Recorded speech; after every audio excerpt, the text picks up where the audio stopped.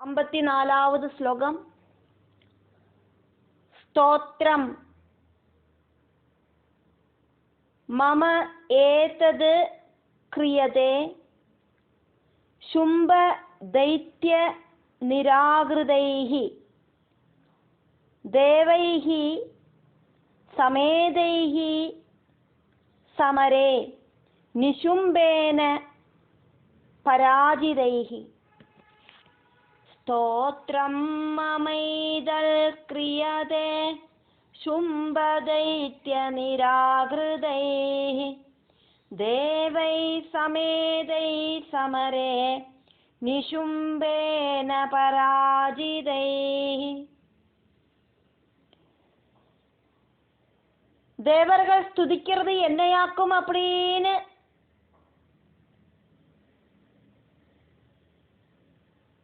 கௌஷிகி தேவி சொன்னா. இந்த தேவர்களை சும்பன் அப்படிங்கிற அசுர ராஜா சொர்க்கத்திலேருந்து துரத்தி விட்டுட்டான். அது மட்டும் இல்லை, நிசும்பன் கிட்ட யுத்தம் பண்ணி தேவர்கள் எல்லாம் தோத்தும் போயிட்டான். அதனால அவளை ஆபத்திலேருந்து காப்பாத்துறதுக்கு ஆயிட்டு என்ன அவ ஸ்துதிக்கிறா அப்படின்னு ஸ்ரீ பார்வதி தேவியோடு அந்த சரீர சர்மத்திலேந்து அவதாரம் பண்ணின தேவி சொன்னா.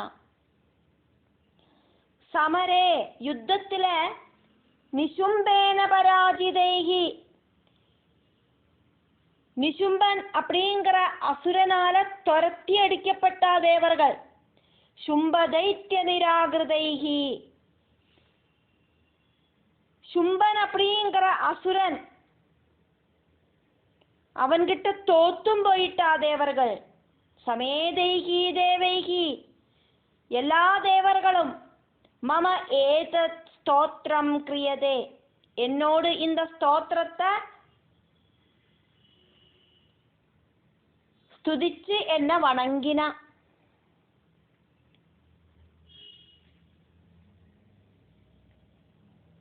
எல்லா தேவர்களும் என்னோடு இந்த ஸ்துதிய துதிக்கிறா.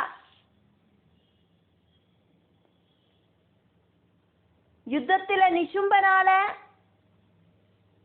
தோத்தவாளும் சும்பனால துரத்தி அடிக்கப்பட்டவாளுமான அத்தனை தேவர்களும் சர்வ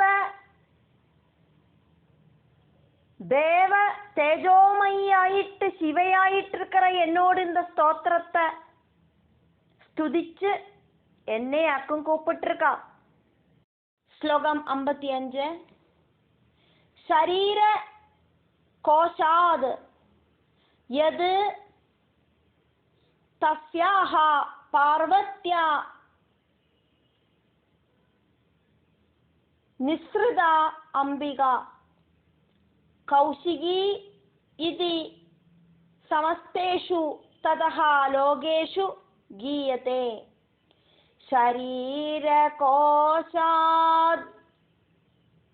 यत्तस्या शरीरकोशात् यत्तस्या पार्वत्या निःसृताम्बिका कौशिकीति समस्तेषु ततो लोकेषु गीयते.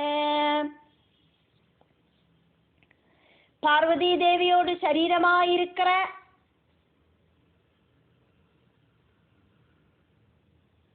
அந்த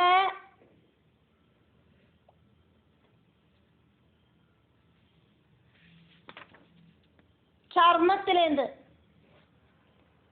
லோகமாதாவா இருக்கிற அம்பிகை அவதரிச்சதால எல்லாரும் கௌஷிகி அப்படிங்கிற நாமத்தில தேவிய கூப்பிடுறா. எது எந்த ஒரு காரணத்தால தஸ்யாக பார்வத்யாக அந்த பார்வதி தேவியோடு சரீர கோஷாத் சரீரத்திலேந்து சரீரத்திலே இருக்கிற சர்மத்திலேந்து அம்பிகா நிஸ்ருதா அம்பிகா தேவி வெளியில வந்தாளோ ததஹா அது காரணமாயிட்டு சமஸ்தேஷு லோகேஷு எல்லா லோகங்களிலையும் கௌஷிகி இது கீயதே, அந்த அம்பிகாதேவிய கௌஷிகி அப்படின்னு சொல்லி புகழ்த்தரா. பார்வதி தேவியோடு சரீர சர்மத்திலேந்து தேவி அம்பிகாதேவி உத்பவிச்சது காரணமாயிட்டு எல்லாரும் அம்பிகாதேவிய கௌஷிகி அப்படின்னு கூப்பிடுறா. கோஷத்திலேந்து உண்டானவள் கௌஷிகி. கோஷம் சொன்னா சர்மம், சர்மத்திலேந்து உண்டானவள் கௌஷிகி அப்படிங்கிற பேரில தெரியப்படுறா. ஸ்லோகம் 56. தஸ்யாம் விநிர்கதாயாம் து கிருஷ்ணா அபூத் சா அபி பார்வதி காளிகா இதி சமாக்யாதா ஹிமாஜல கிருதாஸ்ரயா. தஸ்யாம் விநர்கதாயாம் து கிருஷ்ணா அபூத் சா அபி பார்வதி காளிகேதி சமாக்யாதா ஹிமாஜல கிருதாஸ்ரயா.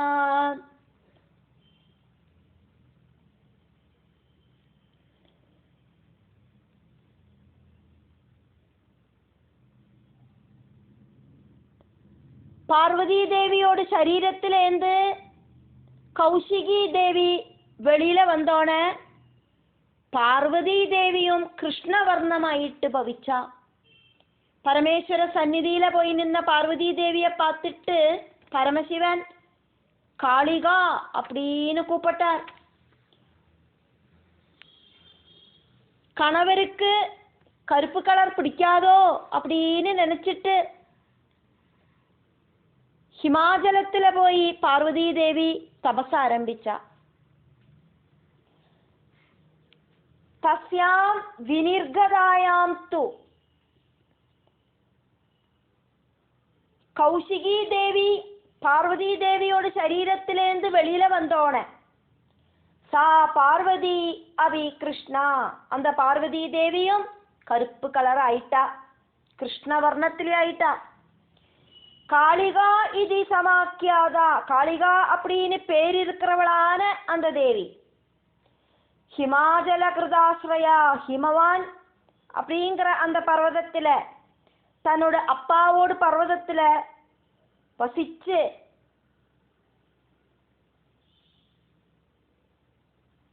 தபசனுஷ்டிக்கிறவளாயி தீர்ந்தா. கௌஷிகி தேவி பார்வதி தேவியோடு சரீரத்திலேந்து வெளியில வந்தோன, அந்த சர்மத்திலேந்து வந்தோன பார்வதி தேவியும் காளிகா அப்படிங்கிற பேரோடு கூடிட்டு கருப்பு கலர் ஆயிட்டா. பரமசிவன் அந்த கருப்பு கலரை பார்த்துட்டு காளிகா அப்படின்னு கூப்பிட்டார். கணவருக்கு இந்த கலர்ல இருக்கிற எங்கிட்ட இனி பாசம் இருக்காதோ அப்படின்னு நினைச்சு தேவி தபஸ் இருக்கிறதுக்கு போனா.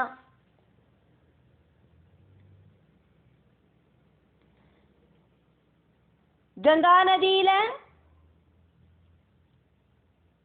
ஸ்நானத்துக்கு ஆயிட்டு போகலை அப்படின்னு அர்த்தம். தேவர்களோடு முன்னால நிக்கிற பார்வதி தேவி ஸ்நானம் பண்ணறதுக்கு கங்கா நதிக்கு போயிண்டாக்கமே இருந்தா. போற வழியிலேயாக்கும் தேவர்கள்கிட்ட கேட்கட்டா, என்னவாக்கும் நீங்கள் ஆரியாக்கும் ஸ்துதிக்கிறீள் அப்படின்னு. அப்ப தேவர்களுக்கு பதிலா இந்த கௌஷிகி தேவியாக்கும் பதில் சொன்னா. அந்த பார்வதி தேவியோட சரீரத்திலேருந்து கௌஷிகி தேவி உத்பவிச்சு பதில் சொன்னதுனால பார்வதி தேவியும் கருப்பு கலராயிட்டா. அதனால கங்கா நதியில போய் குளிக்கிறதுக்கு ஒன்றும் போகாதக்கு தேவி அந்த கருப்பு கலர் போறதுக்கு வேண்டிட்டு தபஸ் இருக்கிறதுக்கு ஆயிட்டு ஹிமவானிலேயே உட்காந்துண்டு தபசு பண்ணினா. தேவர்கள் ஸ்துதிக்கிறத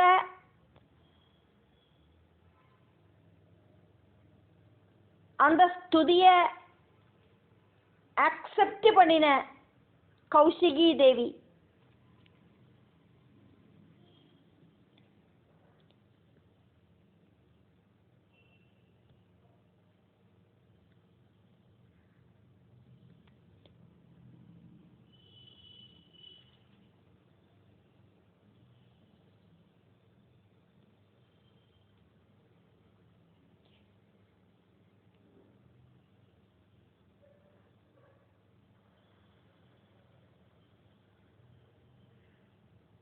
கருப்பு வர்ணம் மாறிட்டு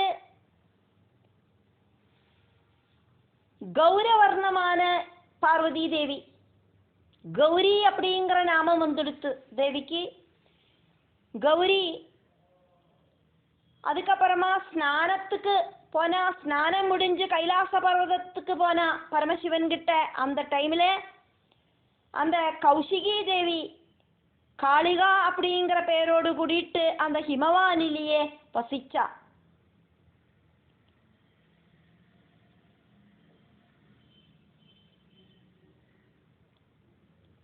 மகாமாயை தேவகாரியத்துக்காயிட்டு முதல்ல விஷ்ணுவோடு யோக நித்ரையாகி தீர்ந்தா.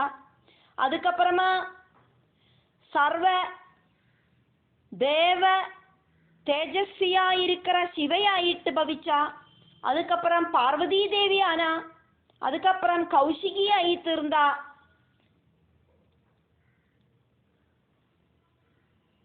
தேவர்கள் ஸ்துதிக்கிறதையெல்லாம் ரிசீவ் பண்ணிட்டு அதுக்கப்புறம் காளிகை ஆயிட்டு மாறினா. அந்த காளிகையத்தான் இங்க அம்பிகை அப்படின்னு சொல்லப்படுறது.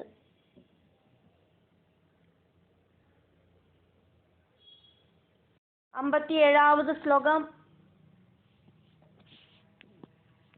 ஒரு சில புக்கில் இந்த ஸ்லோகம் இல்லை. ததஹா அம்பிகா பரம் ரூபம் பிப்ரதி சுமனோகரம் ஹந்த அஸ்மி தௌ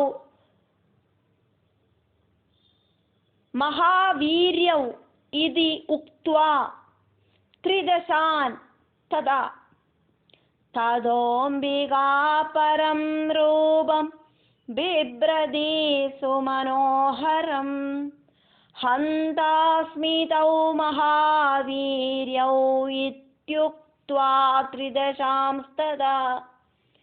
அதுக்கப்புறமா அம்பிகை, அந்த காளிகை அப்படிங்கிற அம்பிகை ரொம்ப அழகான திவ்ய ரூபத்தை தரிச்சா. எல்லாரையும் அட்ராக்ட் பண்ணக்கூடிய ஒரு ரூபத்தை தரிச்சா. மகாவீரியசாலிகளாயிருக்கிற சும்ப நிசும்பர்களை நான் கொன்னிடுவேன் அப்படின்னு தேவர்கள்கிட்ட சொன்னா. அதுக்கப்புறமா ஹிமவத் பர்வதத்தோடு அந்த உச்சாணிய நோக்கி போனா. ஹிமவத் பர்வதம் அப்படிங்கிறது ரொம்ப ஹைட்டா இருக்குமே, அந்த உச்சாணிக்கு போனா தேவி. 58வது ஸ்லோகம். இதுவும் ஒரு சில புக்கில் கிடையாது. பிரதஸ்தே ஹிமவத் ஸ்ருங்கம் சித்தசாரண சேவிதம் கந்தர்வயட்ச சரிதம் அப்சரோ கணசேவிதம். பிரதஸ்தே ஹிமவத் ஸ்ருங்கம் சித்தசாரண சேவிதம் கந்தர்வயட்ச சரிதம் அப்சரோ கணசேவிதம். அந்த ஹிமாலய பர்வதத்தோடு கொடுமுடி, அங்க சித்தசாரணர்களும் அப்சர ஸ்திரீகளும் எல்லாம் பகவானை சேவிச்சுண்டு நடக்கிற பிரதேசமாக்கும். யட்சர்களும் கந்தர்வர்களும் எப்பவும் அங்க நடந்துட்டே இருக்கா. அதனால தேவிக்கு அந்த இடத்துல உக்காந்துக்கிறதுக்கு கரெக்டான ஒரு இடமாயிட்டு தோணிட்டு தேவி அங்க போய் சேர்ந்தா. 59வது ஸ்லோகம். ஒரு சில புக்கில் இந்த ஸ்லோகம் கிடையாது. ததஹா தேவாஹா மகாபாகா ஜக்முஹூதே ஹிருஷ்டமானசாஹ தஸ்மின் கிரிவரே ராஜன் டோளாம் ஆருஹ்ய காஞ்சனீம். ததோ தேவா மகாபாகா ஜக்முஸ்தே ஹிருஷ்டமானசா தஸ்மின் கிரிவரே ராஜன் டோளாம் ஆருஹ்ய காஞ்சனீம். தேவி தேவர்கள் கிட்ட உறுதியா சொன்னதை கேட்டு தேவர்கள் குஷி ஆயிட்டு திரும்ப போனா. சுமேதச மகர்ஷி சுரதராஜா கிட்ட சொல்லின்னு இருக்கார். அதுக்கப்புறம் அங்க என்ன நடந்தது அப்படின்னு. தேவியாகட்டும் ஹிமவானோட சிருங்கத்துல ஒரு சொர்ண ஊஞ்சல்ல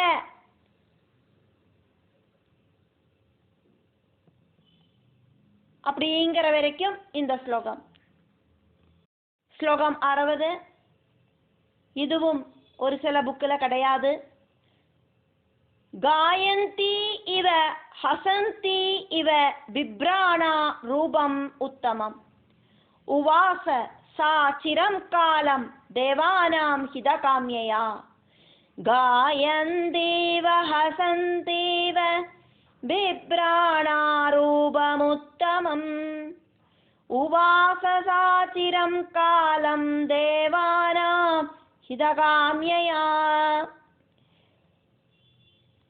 சொர்ண ஊஞ்சால்ல தேவி என்ன பண்ணினா, உத்தமமான ஒரு ரூபத்தை தரிச்சு உட்கார்ந்துட்டு பாடியும் சிரிச்சும் நிறைய காலம் இப்படி அங்க இருந்தா.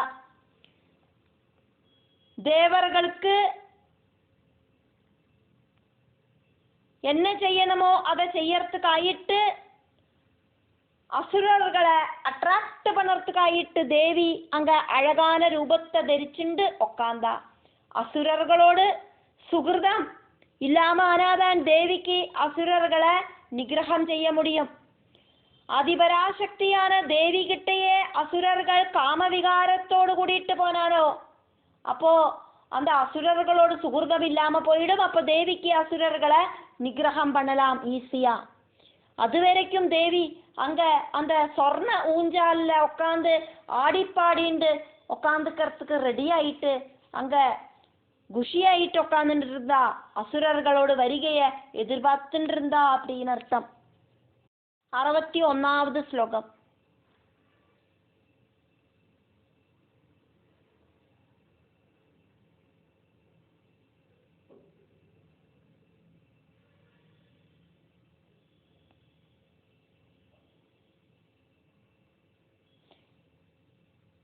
ததஹா அதுக்கப்புறமா அம்பிகாம் பரம் ரூபம் பிப்ரதீம் சுமனோகரம் ததர்ஷ சண்டஹா முண்டஹா ச பிருத்யௌ சும்ப நிசும்பயோஹோ.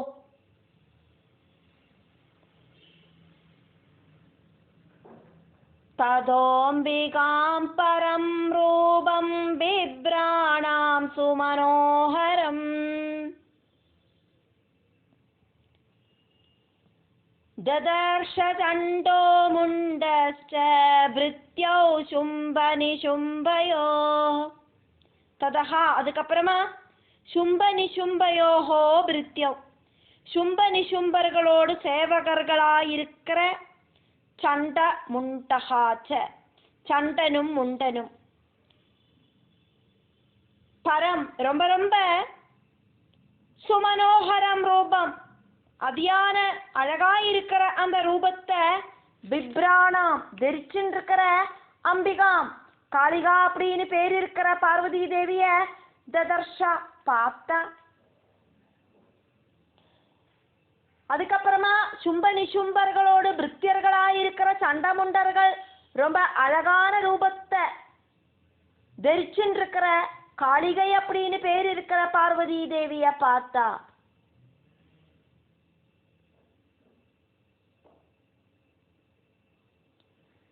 இந்த அசுரர்களோடு வருகைக்காக அங்க அமைதியா வெயிட் பண்ணிட்டு இருந்த அசுரர்களை அட்ராக்ட் பண்றதுக்காக சொர்ண ஊஞ்சல்ல உட்காந்து ஆடி பாடிட்டு உட்காந்துட்டு இருந்த அந்த தேவிய அந்த அசுரர்களோடு பிருத்தியர்கள் பார்த்தா. ஸ்லோகம் 62. யத்ருச்சயா பர்யடந்தௌ மேதினீம் காமரூபிணௌ தௌ திருஷ்ட்வா தத்ர சார்வாங்கீம் விஸ்மயாவிஷ்டசேதசௌ ஜக்மதுஹு ஸ்வபுரம் ராஜன் शुम्भदर्शनलालसौ यदृच्छया पर्यडन्तौ मेदिनीं कामरूपिणौ तौ दृष्ट्वा तत्र चार्वङ्गीं विस्मयाविष्टचेतसौ जग्मदु स्वपुरं राजन् शुम्भदर्शनलालसौ சும்ப நிசும்பர்களுக்கு சண்டன் முண்டன் அப்படின்னு 2 சேவகர்கள் இருந்தா அப்படிங்கிறத நம்ம பார்த்தோம். அவளுக்கு விருப்பப்படி ரூபம் தரிக்கிறதுக்கான சக்தி இருந்தது. அப்படி அவ பூமியில சஞ்சாரம் பண்ணர்த்த அழகான ரூபம் இருக்கிற அந்த அம்பிகைய பார்த்தா, ரொம்ப ரொம்ப அழகா இருக்கிற அந்த தேவிய பார்த்துட்டு அவளுக்கு ரொம்ப ஆச்சரியம் உண்டாச்சு. அவ உடனடியா சும்பனை பார்க்கறதுக்கான ஆவலோடு கூடிட்டு யாத்திரை செஞ்சா.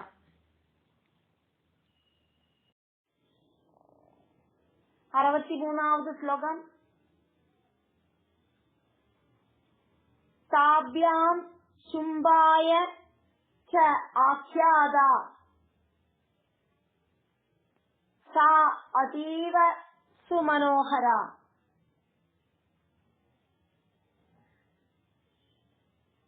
காவி ஆஸ்தே ஸ்திரீஹி மகாராஜா வாசயந்தி ஹிமாச்சலம். தாப்யாம் சும்பாய சாக்யாதா சாதீவ சுமனோகரா காப்யாஸ்தே ஸ்ரீர் மகாராஜா வாசயந்தி ஹிமாச்சலம். மகாராஜா சும்ப நிசும்பர்களோடு சேவகர்கள் சும்பனோட சந்நிதியில போய் மகாராஜாவை கூப்பிடுறா. மகாராஜா, சும்ப மகாராஜாவே, ஹிமாச்சலம் வாசயந்தி. ஹிமவான் பர்வதம் இருக்கே, ஹிமய பர்வதம், அந்த பர்வதத்தை ரொம்ப ரொம்ப பிரகாசமாக்கிண்டு காவி ஸ்திரீஹி ஆஸ்தே, ஒரு பெண்மணி அங்க இருக்கா அப்படின்னு சொன்னா. அதீவ சுமனோகரா, ரொம்ப ரொம்ப அழகா இருக்காவள். சா, அவள் அந்த காளிகாதேவி தாப்யாம் சண்ட முண்டர்களால சும்பாய ஆக்கியாதாக சும்பன் கிட்ட அந்த காளிகாதேவிய சம்பந்திச்ச விஷயங்களை சேவகர்கள் சொல்லவும் செஞ்சா. ஹிமய பர்வதத்தை ரொம்ப ரொம்ப அழகு இருக்கிற மாதிரி ஆக்கிண்டு ஒரு பெண்மணி அங்க வசிக்கிறா அப்படின்னு அந்த பெண்மணியோடு அழக பார்த்துட்டு, அது காளிகாதேவி ஆக்குமே, அந்த காளிகாதேவி அழகான பெண்ணோடு ரூபத்தை தரிச்சுண்டு தங்க ஊஞ்சல்ல உக்காந்துண்டு பாட்டு பாடி ஆடிண்டல்லவோ உக்காந்துட்டு இருக்கா. அத பார்த்துட்டு சண்டமுண்டர்கள் அப்படிங்கிற சும்ப நிசும்பர்களோடு சேவகர்கள் அவகிட்ட போய் சொன்னா. ஸ்லோகம் 64.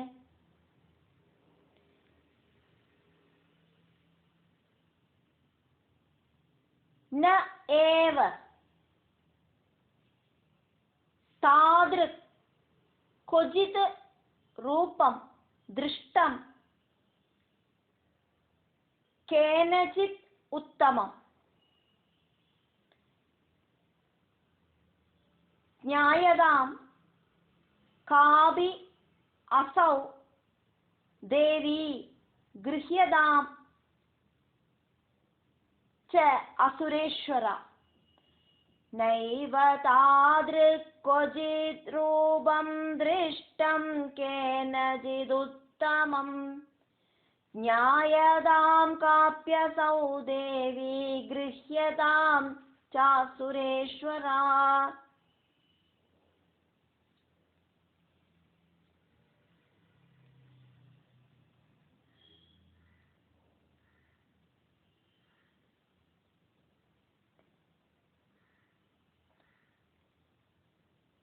இந்த மாதிரி அழகாயிருக்கிற ஒரு ரூபம் எங்கேயும் ஆருக்கும் பார்க்கறதுக்கு சாதிக்காது அப்படின்னு சண்டமுண்டர்கள் தேவிய வர்ணிக்கிறா. அந்த தேவி ஆராக்கும் அப்படிங்கறத நீங்கள் தெரிஞ்சுக்குங்கோ. എന്നിട്ട് அந்த தேவிய சொந்தமாக்கிக்குங்கோ, ரொம்ப ரொம்ப அழகாக்கும் அந்த தேவிக்கு அப்படின்னு அவ சொன்னா.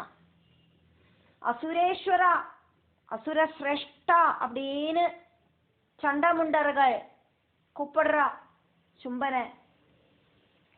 கொஜித் கேனஜித், ஒரிடத்திலையும் ஒருத்தராலையும் தாதிருக் உத்தமம் ரூபம், அப்படி இருக்கிற அழகான அந்த ஒரு ரூபம் திருஷ்டம் ந ஏவா, காணறதுக்கு சாதிக்காது, அது உறுதிதான். அசௌ காபி தேவி, இந்த ஒரு தேவ ஸ்திரீ நியாயதாம், ആരാക്കുന്നു നീ തേടി കണ്ടുപിടി, ഗൃഹ്യതാം ച, എന്നിട്ട് സ്വന്തമാക്കിക്കോ.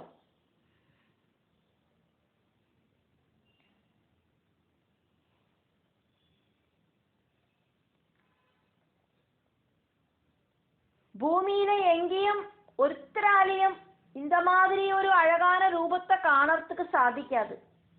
அந்த மாதிரி ஒரு அழகிய ஆக்கம் நாங்கள் பார்த்துட்டு வந்தோம். அந்த அழகி உனக்கே சொந்தம். அசுர சிரஷ்டா சும்பா, இந்த பூமியில ஒரிடத்திலையும் ஒரு புருஷனுக்கும் இப்படி ஒரு அழகிய சொந்தமாக்குறதுக்கு சாதிக்காது. தேவலோகத்து பெண்மணியாக்கும் அவள், அதனால அவளை நீ സ്വീകരിச்சுக்கோ.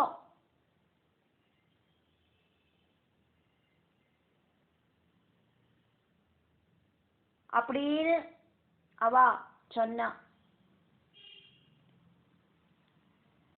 65வது ஸ்லோகம். ஸ்திரீரத்னம் அதிசார்வாங்கி, ஸ்திரீரத்னம் அதிசார்வாங்கி द्योदयन्ति दिशः त्विषा, सा तु तिष्ठति दैत्येन्द्र तां भवान् द्रष्टुम् अर्हति. स्त्रीरत्नमधिचार्वाङ्गे द्योदयन्ते दिशस्तिषा, साधु तिष्ठति दैत्येन्द्र तां भवान् द्रष्टुमर्हति.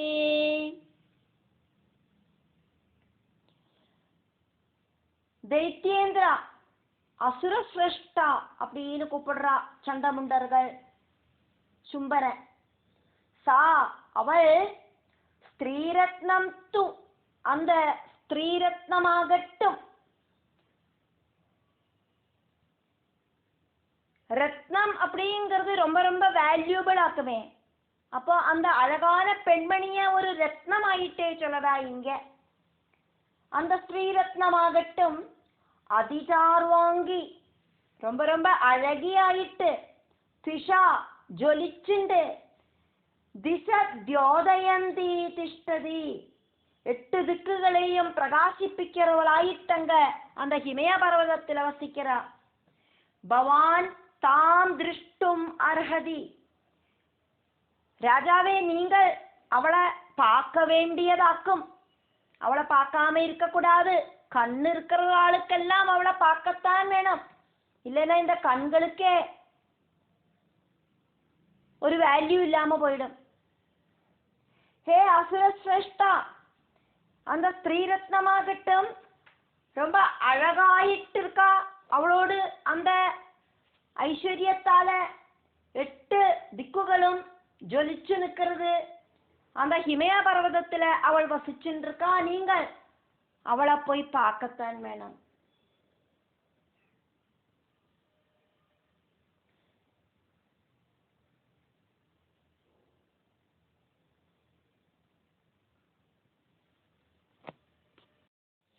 அறுபத்தி 6வது ஸ்லோகம்.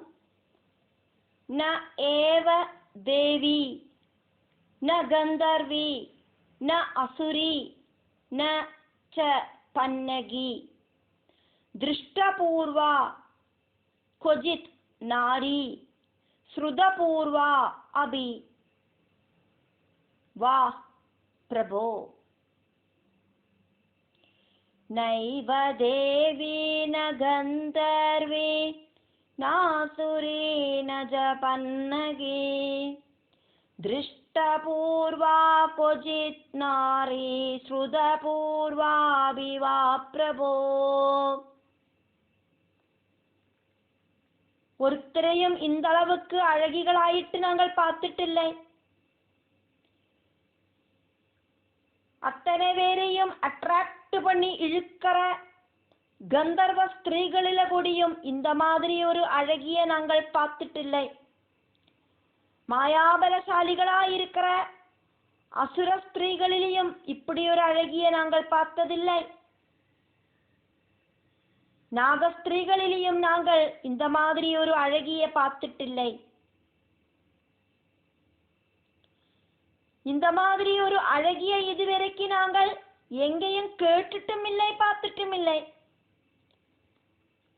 மகாராஜாவே, உங்களோடு சௌபாகிய அதிர்ஷ்டமாக்கும் இப்படி ஒரு ஸ்திரீயை நாங்கள் பார்க்கறதுக்கு ஆன சாகச்சரியம் உண்டாச்சு. அதனாலேயாக்குமே நாங்கள் இதா உங்ககிட்ட வந்து சொல்லுறோம். உங்களுக்கு அந்த பெண்மணியை சொந்தமாக்கிக்கலாமே, அது உங்களோட அதிர்ஷ்டமாக்கும்.